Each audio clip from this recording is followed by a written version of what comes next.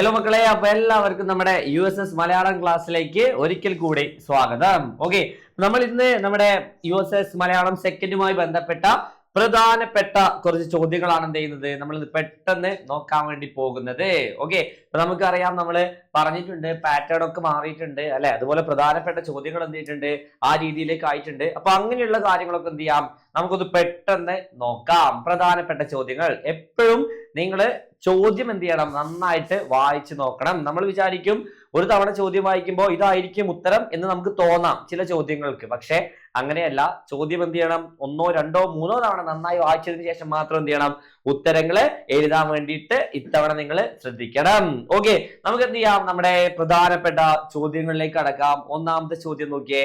കേന്ദ്ര സർക്കാർ സംരക്ഷിത സ്മാരകമായി പ്രഖ്യാപിച്ച വാഴുവേലിൽ, നോക്കണേ, വാഴുവേലിൽ തറവാട് ആരുമായി ബന്ധപ്പെട്ടതാണ്? ഓക്കെ, ഒരു ഇമ്പോർട്ടന്റ് ചോദ്യമാണ്. അപ്പോ ഈ ഒരു വാഴുവേലിൽ തറവാട് എന്ന് പറയുന്നത് നമ്മുടെ സുഗതകുമാരിയുമായിട്ട് ബന്ധപ്പെട്ടിട്ടുള്ള തറവാടാണെന്നുള്ള കാര്യം എന്ത് ചെയ്യുക, ഓർമ്മിച്ച് വെക്കുക. അപ്പൊ ആൻസർ എന്ന് പറയുന്നത് ഓപ്ഷൻ സി ആയിരിക്കും. ഓക്കെ, ഇനി താഴെ കൊടുത്തവയിൽ യാത്രാ വിവരണത്തിൽ പെടാത്തത്, നോക്കണേ, യാത്രാ വിവരണത്തിൽ പെടാത്തത്. നമ്മൾ പെട്ടെന്നൊക്കെ വായിക്കുമ്പോൾ താഴെ കൊടുത്തവയിൽ ഏതാണ് യാത്രാ വിവരണം എന്നൊക്കെ ആയിരിക്കും വായിക്കുക. പക്ഷെ നമ്മൾ എന്ത് ചെയ്യണം, ശ്രദ്ധിച്ച് വായിക്കുമ്പോൾ താഴെ കൊടുത്തവയിൽ യാത്രാ വിവരണത്തിൽ പെടാത്തത് ഏത് എന്നാണ് എന്ത് ചെയ്യുന്നത്, ചോദിക്കുന്നത്. ഓക്കെ, അതിന് ഉത്തരമായിട്ട് വരുന്നത് ഓപ്ഷൻ എ ആണ്, ഒരു വെർജീനിയൻ വെയിൽക്കാലം. ഒരു വെർജീനിയൻ വെയിൽക്കാലം എന്ന് പറയുന്നത് ഏഴാച്ചേരി രാമചന്ദ്രന്റെ കവിതയാണ്. ബാക്കിയെല്ലാം തന്നെ ആൾക്കൂട്ടത്തിൽ തനിയെ, ഏതേതോ സരണികള്, മെഡിറ്ററേനിയൻ വേനൽ, ഇത് മൂന്നും എന്താണ്, യാത്രാ വിവരണമാണ്. നമ്മളിപ്പോ ആൾക്കൂട്ടത്തിൽ തനിയെ എന്ന് പറയുന്നത് നമ്മുടെ MTയുടെ, ഓക്കെ, MT വാസുദേവൻ നായരുടെ എന്താണ്, യാത്രാ വിവരണമാണ്. MTയുടെ ഓർമ്മിക്കുക, MTയുടെ യാത്രാ വിവരണമാണ് എന്ന് പറയുന്നത് ഒരു ആൾക്കൂട്ടത്തിൽ തനിയെ എന്ന് പറയുന്നത്. ഇനി ഏതേതോ സരണികളിൽ എന്ന് പറയുന്നത് CV ബാലകൃഷ്ണൻ എഴുതിയിട്ടുള്ള യാത്രാവിവരണമാണ്. അതുപോലെ മെഡിറ്ററേനിയൻ വേനൽ എന്ന് പറയുന്നത് രവീന്ദ്രന്റെ എന്താണ്, യാത്രാവിവരണമാണ്. അപ്പോ ഒരു വെർജനിയൻ വെയിൽക്കാലം എന്ന് പറയുന്നത് ഏഴാച്ചേരി രാമചന്ദ്രന്റെ കവിതയാണെന്നുള്ള കാര്യം എന്ത് ചെയ്യുക, ഓർമ്മിക്കുക. അപ്പൊ ഇതിന് യാത്രാവിവരണത്തിൽ പെടാത്തത് ഏത് എന്ന് ചോദിക്കുമ്പോൾ എന്താണ് ഉത്തരം വരേണ്ടത്, ഒരു വെർജീനിയൻ വെയിൽക്കാലമാണ് ഉത്തരമായിട്ട് വരേണ്ടത്. ഓക്കെ, അപ്പോ നമുക്ക് എന്ത് ചെയ്യാം, അടുത്ത ചോദ്യത്തിലേക്ക് പോവാം. നോക്കിയേ, കുമ്മാട്ടിക്കളിയിലെ മുഖാവരണങ്ങൾ. ഓക്കെ, നമുക്കറിയാം കുമ്മാട്ടിയുമായിട്ട് ബന്ധപ്പെട്ട ഒരു പാഠം അല്ലെ, എങ്ങനെയാണ് കുമ്മാട്ടിയുടെ അനുഷ്ഠാനങ്ങൾ, എങ്ങനെയാണ് കുമ്മാട്ടിയുടെ വേഷം, എങ്ങനെയാണ് കുമ്മാട്ടിയുടെ രീതികൾ എന്തൊക്കെയാണെന്നൊക്കെ വിശദമാകുന്ന ഒരു പാഠഭാഗം നമുക്ക് എന്ത് ചെയ്യാറുണ്ട്, പഠിക്കാറുണ്ട്. അപ്പൊ അതുമായി ബന്ധപ്പെട്ട ഒരു ചോദ്യമാണ്, കുമ്മാട്ടിയിലെ മുഖാവരണം, അതായത് മുഖം മൂടി, ഓക്കെ, സാധാരണയായി നിർമ്മിക്കുന്നത് ഏത് വസ്തു കൊണ്ടാണ്? നോക്കിയേ, ലോഹം, നോക്കണേ, ലോഹം, മണ്ണ്, പ്ലാസ്റ്റിക്, മരം. ഓക്കെ, എന്താണ് ഉത്തരം വരിക, നമുക്കറിയാം മരം കൊണ്ടാണ് കുമ്മാട്ടികൾക്ക് മുഖാവരണങ്ങൾ തീർക്കാറ് അല്ലെ.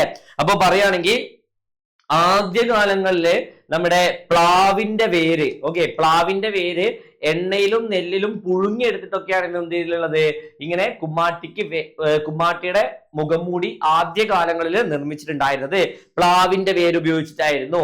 പക്ഷെ ഇപ്പോ കൂടുതലായിട്ടും അത് കുമിഴ് എന്ന് പറയുന്ന കുമിഴിന്റെ തടി കൊണ്ടാണ് എന്ന് പറയുന്നത്. ഇന്ന് കൂടുതലായിട്ടും ഈ പറയുന്ന മുഖാവരണങ്ങൾ, കുമിഴ് എന്ന് പറഞ്ഞു കഴിഞ്ഞാൽ ഒരിനം മരമാണ്. ഓക്കെ, നമുക്ക് കാണുമ്പോൾ പരിചയമുള്ള ഒരു മരമാണ്. ആ മരത്തിന്റെ തടി കൊണ്ടാണ് എന്ത് ചെയ്യുന്നത്, ഇന്നത്തെ കാലത്ത് കൂടുതലും നമ്മുടെ കുമ്മാട്ടിയുടെ മുഖാവരണങ്ങൾ തീർക്കുന്നത്. ഓക്കെ, അപ്പൊ എന്തായാലും ഉത്തരം എന്താ വരാ, മരമാണ് ഉത്തരം വരിക. ഓക്കെ, അപ്പൊ ഓർത്ത് വെക്കുക. ഇനി കവിത ചാട്ടവാറാക്കിയ കവി. ഓക്കെ, കവിത ചാട്ടവാറാക്കിയ കവി എന്ന് വിശേഷിപ്പിക്കുന്നത് ആരെയാണ്? ഇവിടെ നമുക്കൊരു സംശയം തോന്നാൻ സാധ്യതയുള്ള ഒരു ചോദ്യമാണ്.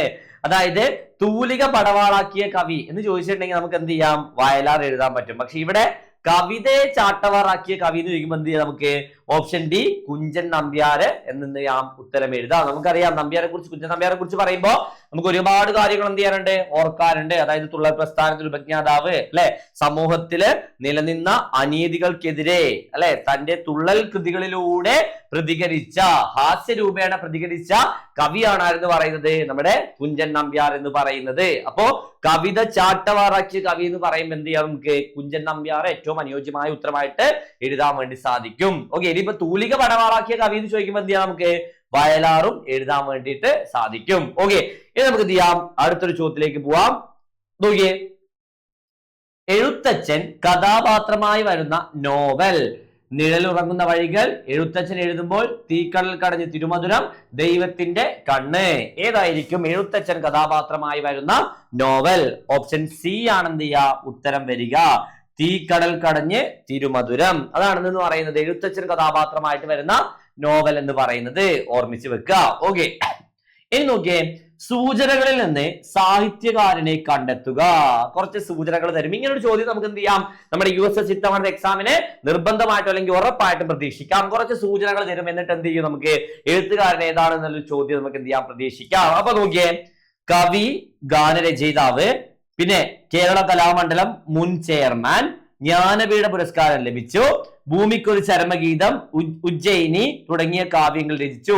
നമുക്കിത് കാണുമ്പോൾ തന്നെ ഈ ഒരു ചോദ്യത്തിൽ നമുക്ക് ഏറ്റവും പരിചയം ഉണ്ടാവുക ഭൂമിക്കൊരു ചരമഗീതമായിരിക്കും അല്ലെ.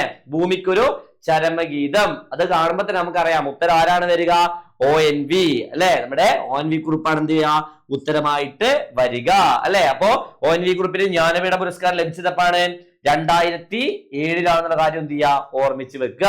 ഓക്കെ, അപ്പൊ നോക്കിയേ, കവിയാണ്, ഗാനരചയിതാവാണ്, കേരള കലാമണ്ഡലം മുൻ ചെയർമാനാണ്, ജ്ഞാനപീഠ പുരസ്കാരം ലഭിച്ചിട്ടുണ്ട്, ഭൂമിക്കൊരു ചരമഗീതം, ഉജ്ജയിനി തുടങ്ങിയ കാവ്യങ്ങൾ എന്ത് ചെയ്തിട്ടുണ്ട് രചിച്ചിട്ടുണ്ട്. അപ്പോ ഈ ഒരു ഭൂമിക്കൊരു ചരമഗീതം, ഉജ്ജയിനി എന്നൊക്കെ പറയുമ്പോൾ നമുക്ക് മനസ്സിലാവും ആരാണ്, ONV കുറിപ്പാണ് ഉത്തരമായിട്ട് വരിക. ഓക്കെ, ഇനി നമുക്ക് എന്ത് ചെയ്യാം, അടുത്ത ചോദ്യത്തിലേക്ക് പോവാം. അടുത്തൊരു ഇമ്പോർട്ടന്റ് ചോദ്യം നോക്കിയേ, താഴെ നൽകിയിട്ടുള്ളവയിൽ കൃഷിയുമായി ബന്ധമില്ലാത്ത പഴഞ്ചൊല്ല് ഏത്? ഇത് ഇവിടെയും ഒരു നെഗറ്റീവ് രീതിയിലാണ് എന്ത് ചെയ്തിട്ടുള്ളത് ചോദ്യം വന്നിട്ടുള്ളത്. കൃഷിയുമായി ബന്ധമില്ലാത്ത പഴഞ്ചൊല്ല് ഏത്? ഓക്കെ, ബന്ധമുള്ളതല്ല ചോദിച്ചിട്ടുള്ളത്, ബന്ധമില്ലാത്തത്. അപ്പൊ പഴഞ്ചൊല്ലുകളുടെ ഒരു ഭാഗത്ത് നിന്ന് എന്ത് ചെയ്യാം, നമുക്ക് ഒരു ചോദ്യം നിർബന്ധമായിട്ട് എന്ത് ചെയ്യാം, പരീക്ഷയ്ക്ക് പ്രതീക്ഷിക്കാം. അപ്പൊ നോക്കിയേ, അധികം വിളഞ്ഞാൽ വിത്തിനാകില്ല. അധികം വിളഞ്ഞാൽ വിത്തിനാകില്ല, അതായത് അധികം വിളഞ്ഞു പോയി കഴിഞ്ഞാൽ നമുക്ക് എന്ത് ചെയ്യാൻ പറ്റില്ല, അതിനെ വിത്തിന് വേണ്ടി ഉപയോഗിക്കാൻ പറ്റില്ല. മടിയൻ മല ചുമക്കും അല്ലെ. മടിയനായിട്ടുള്ള ആൾക്കാർക്ക് എന്ത് ചെയ്യും, ഒരുപാട് പണി കിട്ടും, അവർ മല അല്ലെ, അവർ ഒരുപാട് ഭാരം ചുമക്കേണ്ടി വരും.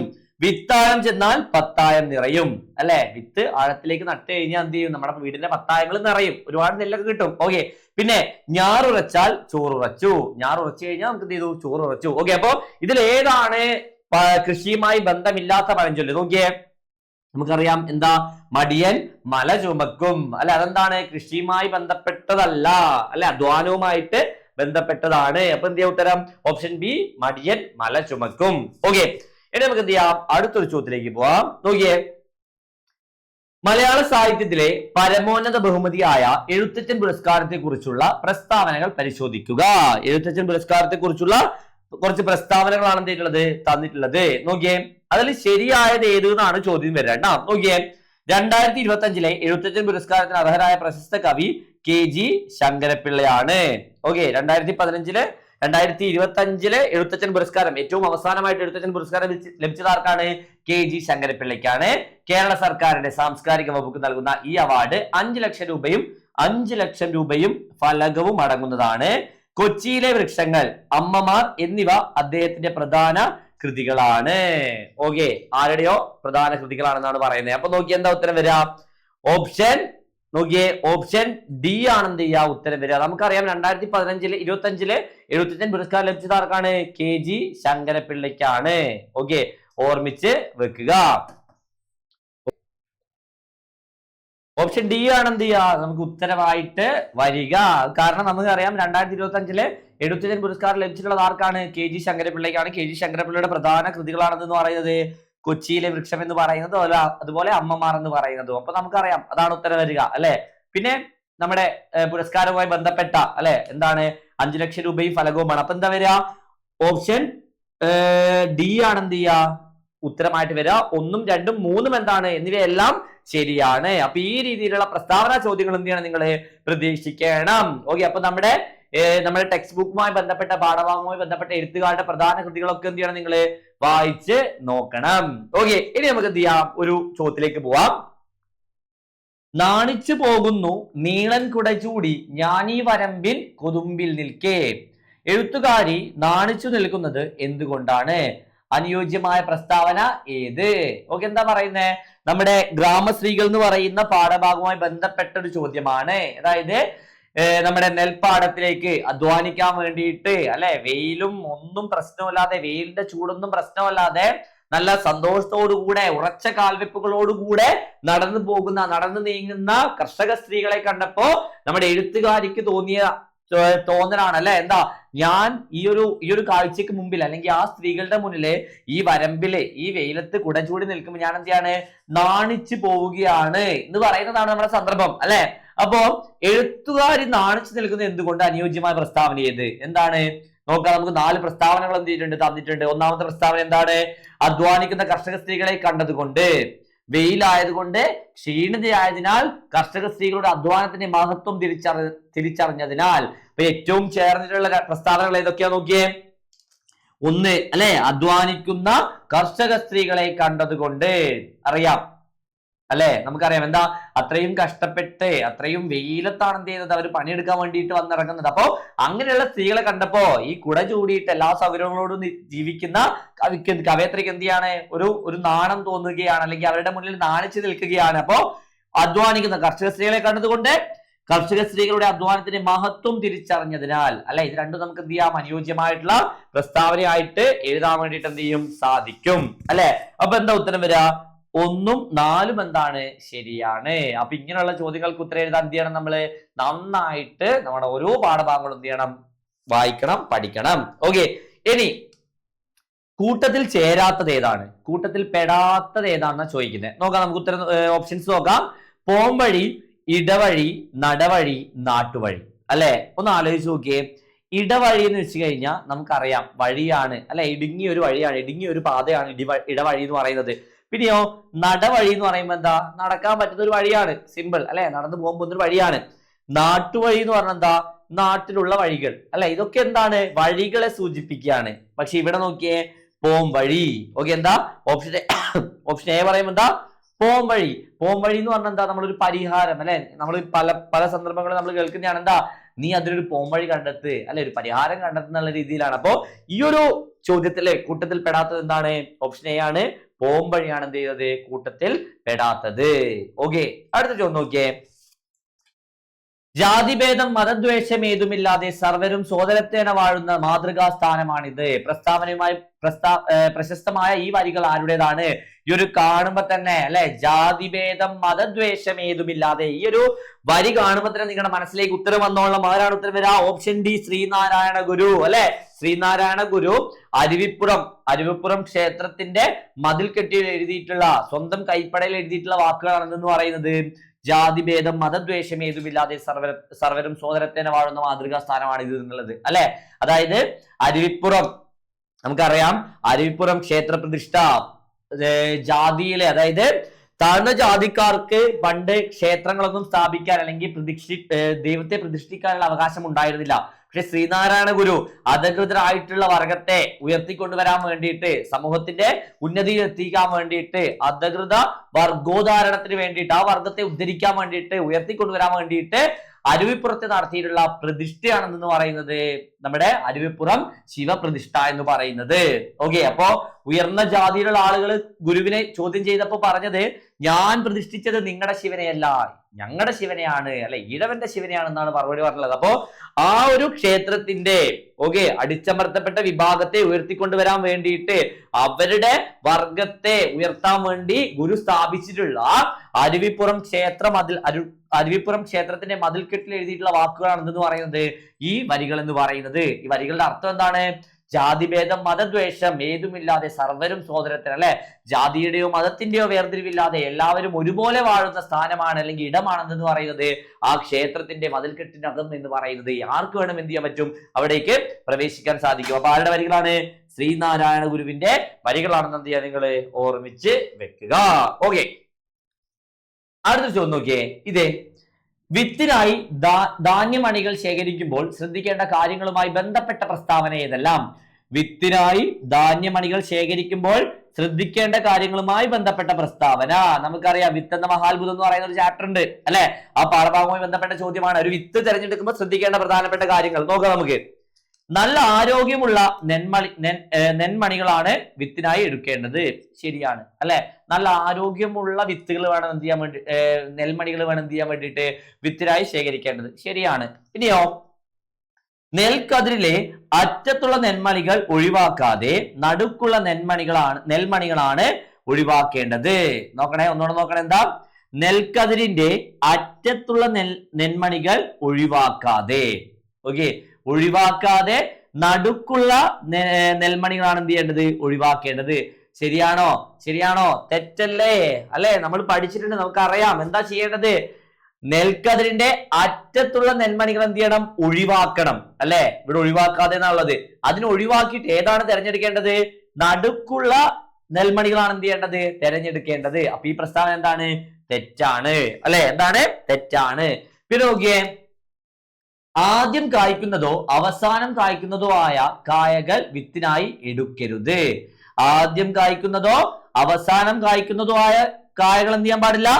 വിത്തിനായി എടുക്കരുത്. വിത്തിനായിട്ട് എന്ത് ചെയ്യാൻ പാടില്ല? എടുക്കാൻ പാടില്ല. അല്ലെ? ശരിയല്ലേ? അപ്പൊ ഇതെന്താണ്? മൂന്നാമത്തതും ശരിയാണ്. ഓക്കെ, ഇനി നാലാമത്തെ പ്രസ്താവന നോക്കിയേ.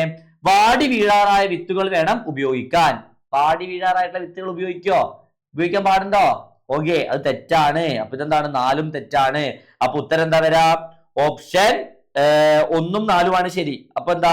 ഓപ്ഷൻ ഡി ആണ് എന്ത് ചെയ്യാ? ഉത്തരമായിട്ട് വരിക. അല്ലെ? തെറ്റിയല്ലോ. 1ഉം 4ഉം അല്ലല്ലോ. അല്ലെ? 1ഉം 4ഉം അല്ല വരാ. ഇത് ശരിയാണ്, ഒന്നാമത്തെ ശരിയാണ്, അതുപോലെ മൂന്നാമത്തതും എന്താണ്? ശരിയാണ്. അല്ലെ? അപ്പൊ 1ഉം 3ഉമാണ് എന്ത് ചെയ്യാ? ഉത്തരമായിട്ട് വരിക. അല്ലെ? 1ഉം 3ഉമാണ് എന്ത് ചെയ്യാ? ഉത്തരമായിട്ട് വരിക. നല്ല ആരോഗ്യമുള്ള നെൽമണികളാണ് വിത്തിനായി എടുക്കേണ്ടത്. അതുപോലെ ആദ്യം കായ്ക്കുന്നതോ അവസാനം കായ്ക്കുന്നതോ ആയ കായകൾ എന്ത് ചെയ്യാൻ പാടില്ല? വിത്തിനായി ഉപയോഗിക്കാൻ പാടില്ല. അപ്പൊ 1ഉം 3ഉമാണ് ഉത്തരം വരിക. ഓപ്ഷൻ എ ആണ് എന്ത് ചെയ്യുക? ഉത്തരമായിട്ട് വരിക. ഓക്കെ, അപ്പൊ എന്ത് ചെയ്യണം? ചോദ്യം നന്നായിട്ട് വായിച്ചു നോക്കണം. എന്നാൽ മാത്രമേ നമുക്ക് എന്ത് ചെയ്യാൻ പറ്റുള്ളൂ? പരീക്ഷയ്ക്ക് കൃത്യമായിട്ട് ഉത്തരം എഴുതാൻ വേണ്ടി സാധിക്കുകയുള്ളൂ. ഓക്കെ, ശ്രദ്ധിക്കണേ. ഇങ്ങനെയുള്ള ചോദ്യങ്ങൾ എന്ത് ചെയ്യും? പ്രതീക്ഷിക്കണം. ഇനി കൂട്ടത്തിൽ പെടാത്തത് ഏത്? കുറച്ച് വാക്കുകൾ വന്നിട്ട് അതിൽ കൂട്ടത്തിൽ പെടാത്തത് എന്നാണ് ചോദിക്കുന്നത്. ഓക്കെ, അപ്പൊ നോക്കിയേ. ഓടുന്നു, ചാടുന്നു, ചാടിക്കുന്നു, കളിക്കുന്നു. ഏതായിരിക്കും ഉത്തരം വരിക? ചാടിക്കുന്നു എന്നുള്ളതാണ് എന്ത് ചെയ്യുക? ഉത്തരം വരിക. കാരണം മറ്റെല്ലാ പ്രവർത്തികളും എന്ത് ചെയ്യുന്നുണ്ട്? സ്വയം പ്രേരണ കൊണ്ട്, അല്ലെങ്കിൽ നമ്മൾ സ്വയം ചെയ്യുന്നതാണ് ഓടുന്നതും ചാടുന്നതും കളിക്കുന്നതും. പക്ഷേ ഇവിടെ ചാടിക്കുന്നു എന്ന് പറയുന്നത് സ്വയം പ്രേരണയല്ല. എന്താണ്? വേറൊരാളുടെ പ്രേരണ കൊണ്ട്, അല്ലെ, പരപ്രേരണ കൊണ്ട് ചെയ്യുന്ന ക്രിയയാണെന്ന് പറയുന്നത് ചാടുക എന്ന് പറയുന്നത്. അല്ലെ? ഒരാൾ ചാടിക്കാണ്, ചാടിക്കുന്നു. അപ്പൊ എന്താ ഉത്തരം വരാ? ഓപ്ഷൻ സി ആണ് എന്ത് ചെയ്യാ? ഉത്തരം വരാ, ചാടിക്കുന്നു. ഓക്കെ, ഇനി നോക്കിയേ. കേരള ഫോക്ലോർ അക്കാദമി കേന്ദ്രം പ്രവർത്തിക്കുന്നത് എവിടെയാണ്? ഫോക്ലോർ അക്കാദമി കേന്ദ്രം നമ്മൾ പലരും തെറ്റിദ്ധരിക്കുന്ന ചോദ്യമാണെന്ന് പറയുന്നത്. ഫോക്ലോർ എന്ന് കാണുമ്പോൾ നമ്മൾ അപ്പം തന്നെ എന്ത് ചെയ്യും? വയനാട് എഴുതാൻ പാടില്ല. കേരള ഫോക്ലോർ അക്കാദമിയുടെ കേന്ദ്രം പ്രവർത്തിക്കുന്നത് എവിടെയാണ്? കണ്ണൂർ ജില്ലയിലാണ്. കണ്ണൂരാണെന്നുള്ള കാര്യം എന്ത് ചെയ്യുക? ഓർമ്മിച്ച് വെക്കുക. ഓക്കെ, ഇനി മലയാളത്തിലെ ആദ്യത്തെ ആത്മകഥയായി പരിഗണിക്കപ്പെടുന്നത് ഓർത്തു വെച്ചോളൂ. ആത്മകഥ സംക്ഷേപമാണെന്നുള്ള കാര്യം എന്ത് ചെയ്യുക? ഓർമ്മിച്ച് വെക്കുക. അതായത് വൈക്കത്ത് പാച്ചുമുത്തതിന്റെ ആത്മകഥ സംക്ഷേപമാണെന്നുള്ള കാര്യം എന്ത് ചെയ്യുക? ഓർത്തു വെക്കുക. ഇനി അവസാനത്തെ ചോദ്യമാണ്, അമ്മ മലയാളം ആരുടെ കൃതിയാണ്? അമ്മ മലയാളം ആരുടെ കൃതിയാണ്? കുരീപ്പുഴ ശ്രീകുമാറിന്റെ കൃതിയാണെന്നുള്ള കാര്യം എന്ത് ചെയ്യുക? ഓർത്ത് വെക്കുക. ഓക്കെ, അപ്പോ ഇത്രയുമാണെന്ന് പറയുന്നത് പ്രധാനപ്പെട്ട കുറച്ച് ചോദ്യങ്ങൾ എന്ന് പറയുന്നത്. അപ്പൊ നിങ്ങൾ മനസ്സിലാക്കേണ്ട കാര്യം, ടെക്സ്റ്റ് ബുക്കും അതിലെ ഓരോ എഴുത്തുകാരെ കുറിച്ചും നമുക്കറിയാം. പാഠഭാഗത്തിന്റെ അവസാന ഭാഗത്ത് ടെക്സ്റ്റ് ബുക്കിന്റെ അവസാനം എന്ത് ചെയ്തിട്ടുണ്ട്? എഴുത്തുകാരെ കുറിച്ച് വിവരങ്ങൾ കൊടുത്തിട്ടുണ്ട്. ആ വിവരങ്ങൾ എന്ത് ചെയ്യണം? കൃത്യമായി വായിച്ചു നോക്കണം. പ്രധാന കൃതികള്, പുരസ്കാരങ്ങളൊക്കെ എന്ത് ചെയ്യണം? നന്നായിട്ട് വായിച്ച് മനസ്സിലാക്കണം. ഓക്കെ, അതുപോലെ പാഠഭാഗങ്ങൾ, കവിതകളും വരികളൊക്കെ എന്ത് ചെയ്യണം? നന്നായിട്ട് അറിഞ്ഞിട്ടുണ്ടായിരിക്കണം. ഓക്കെ, നമുക്ക് എന്ത് ചെയ്യാം? കുറച്ചുകൂടി ഇമ്പോർട്ടന്റ് ചോദ്യങ്ങളായിട്ട് അടുത്ത ക്ലാസ്സിൽ കാണാം. അതുവരെ എല്ലാവർക്കും താങ്ക് യു, ബൈ.